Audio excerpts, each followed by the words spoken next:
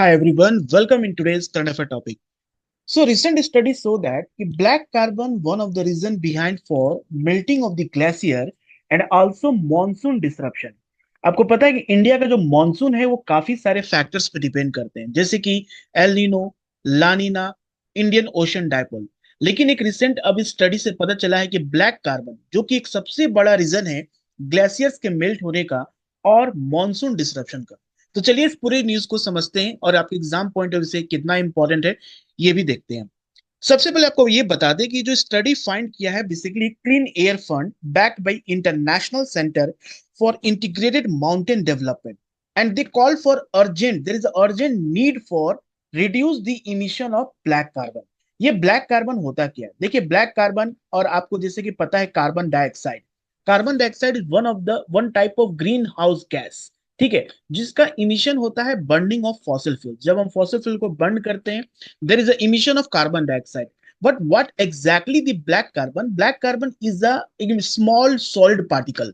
आप कह सकते हैं सूट इसको कह सकते हैं या short lived climate pollutant that is present in the atmosphere for a temporary period. और ये जब क्या होता है, देखिए ब्लैक कार्बन का सबसे इंपॉर्टेंट प्रॉपर्टी ये होता है कि बहुत ही माइन्यूट होता है, like you can say PM2.5 and PM10, जिसको हम लोग पार्टिकुलेट मैटर कहते हैं, जो कि एटमॉस्फेयर में प्रेजेंट रहता है, जिसकी वजह से quality of air is decreases.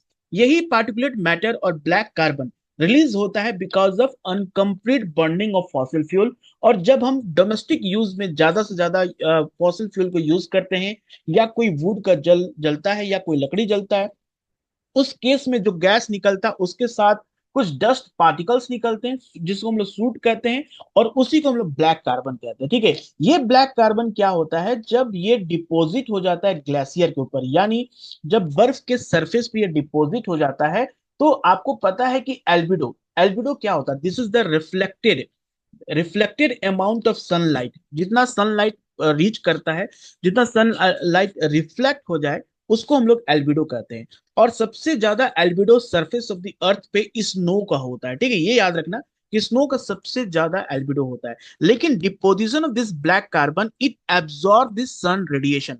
जब सन का रेडिएशन एब्जॉर्ब हो जाता है तो यहां पर मेल्टिंग स्टार्ट हो जाता है, टेम्परेचर बढ़ जाता है and the glacier started to melt. तो ये आप याद रखना है कि ब्लैक कार्बन से आखिर मेल्टिंग ऑफ ग्लेशियर होने का रीजन क्या होता है, क्योंकि ये जो है एल्बिडो को ये क्या करता है, डिक्रीज कर देता है, means it absorb huge amount of sunlight and because of this heat energy increases. So black carbon accelerate the ice melting in the Arctic and the glacier ice sheet and icebergs and sea ice that make up the wider cryosphere. Though what is this cryosphere? Cryosphere is those part of the land surface, those part of the earth surface which is permanently covered by snow.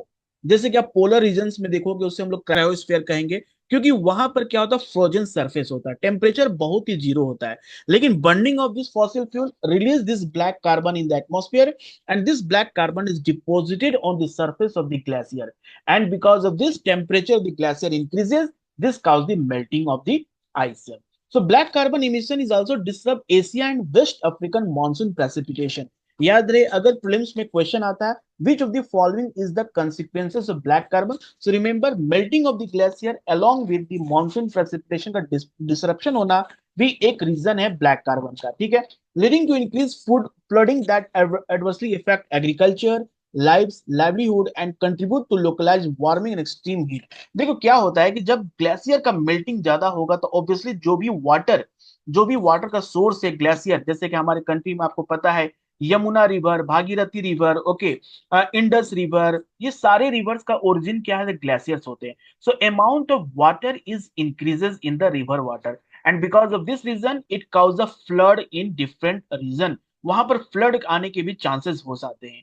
तो glaciers अगर melt कर रहा faster तो इसका मतलब है कि flood भी आएगा because of melting and it release a huge quantity of water.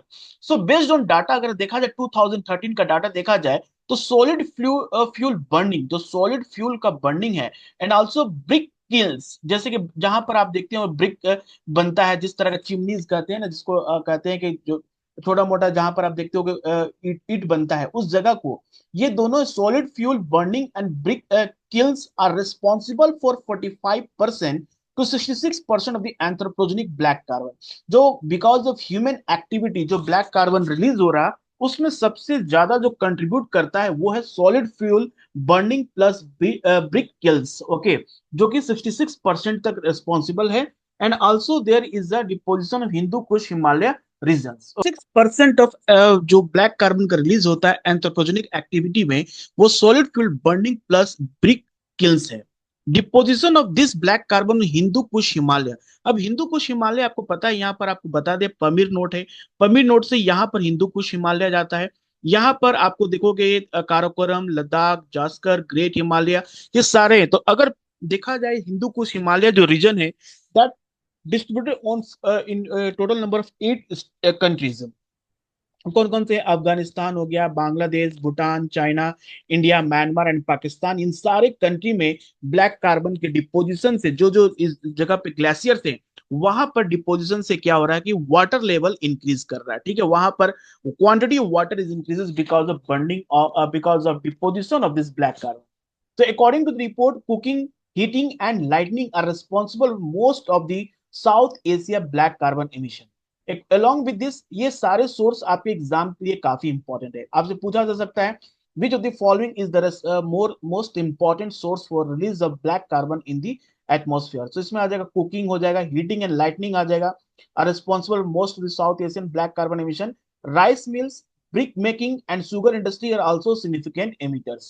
As a component of fine particulate matter, black carbon contribute to ill health. देखिए ब्लैक कार्बन आपको बता दे, it's not only responsible for your melting of the glaciers and disruption of the monsoon, but it also one of the responsible for your ill health and more than 8 million premature death in 2021। 2021 की अगर बात करें तो 80 लाख यानी 8 million premature death हुआ है because of only the inhaling of the black carbon, because size is very small and whenever you inhale it cause a lung cancer and different types of respiratory problems.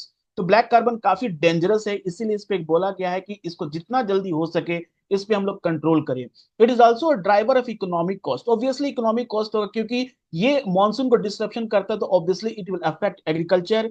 It will also 6% global GDP each year. Okay, pollution से क्या होता है, 6% global GDP each year का नुकसान होता है। And it impact particularly the felt among the poorest and most marginalised household and workers. जो सबसे पुअर लोग हैं, जो सबसे जो गरीब लोग हैं, और जो जिनका जीवन सिर्फ डिपेंड करता है डेली वेज अर्नर से, जो काफी वनरेबल होते हैं, उनका लाइफ काफी ज्यादा इफेक्ट होता है। Now this black carbon is also large driver of glacier melt around the world. In one study conducted of the glacier in central Himalaya, black carbon contribute 39% total mass loss observe during the pre monsoon. तो ये सबसे बड़ा एक reason अभी तक का माना गया है। Even black carbon is one of the most you can say important reason behind for okay why the arctic is warming 4 times faster than the other part of the world. This is also the black carbon. For this reason the impact of black carbon in a cryosphere deserve particular attention. इसीलिए जो black carbon का जो emission है उस पर control करना अभी सबसे ज्यादा जरूरी है। तो एग्जाम पॉइंट ऑफ व्यू से काफी ये इंपॉर्टेंट हो जाता है ब्लैक कार्बन आपकी। ओके, अब report state black carbon reduction से क्या हो सकता है, it could minimise the rainfall disruption. Black carbon को अगर हम लोग कंट्रोल करते हैं, जो मॉनसून रेनफॉल का डिस्ट्रप्शन हो रहा वो कहीं ना कहीं स्मॉल होगा या उसको डिक्रीज करेंगे। अवॉइड रेनफॉल एक्सट्रीम्स होगा, flooding and drought also. So this has implication for food security, especially in the region that is reliant on steady on monsoon and reliable rainfall on a good harvest. तो जहां पर अच्छा rainfall होगा वहां पर food security भी होगी, वहां के लोगों को खाना भी सही ढंग से मिलेगा। लेकिन जहां का agriculture is complete depend on monsoon, so because of this black carbon this also disruption of monsoon cause of further more problem. So this is all about the black carbon. I hope you understood and what are the important sources. This is very important for your upcoming prelims exam. Thank you everyone.